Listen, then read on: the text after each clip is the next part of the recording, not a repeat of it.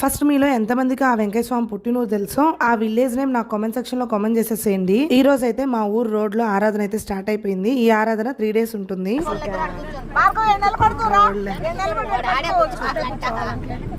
Car లో bike లో వెళ్ళడం అది కామన్. ఇలా ఆటోలో గానీ ట్రాక్టర్స్ లో గానీ ఇలా అందరం కలిసి వెళ్ళడం భలే సరదాగా ఉంటుంది కదా. ఇంతకీ మీలో ఎంతమంది ఆరాధనకు గానీ జాతరకు గానీ ఇలా ఆటోల్లో ట్రాక్టర్స్ లో వెళ్లారో నాకు కామెంట్ చేసేసేయండి. చూసారా ఫస్ట్ డేనే ఎంతమంది జనాలు ఉన్నారు. మేమైతే ఇక డైరెక్ట్ గా గుళ్ళోకి అయితే వెళ్ళిపోయాము. ఇక వెంకయ్య స్వామి దర్శనం చేసేసుకుని తీర్థం అయితే తీసుకున్నాము. నాతో పాటు మీరు కూడా ఆ వెంకయ్య స్వామి దర్శనం చేసుకోండి. ఆరాధన ఫస్ట్ డే నుంచి లాస్ట్ డే వరకు 3 పూటల భోజనాలు అయితే పెడుతూ ఉంటారు. ఇక భోజనాలు అయిపోయాక ఈ రోజు అయితే భజన ప్రోగ్రామ్ అయితే వేశారు.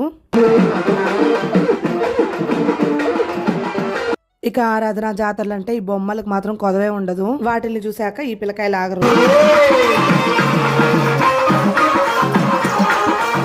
సో ఇదన్నమాట డే 1 ఆరాధన. మర్చిపోకుండా వెంకయ్య స్వామి పుట్టినూరు ఏందో ఖచ్చితంగా నాకు కామెంట్ చేసేసేయండి. డే 2 వీడియోతో మళ్ళీ వచ్చేస్తాను. బాయ్.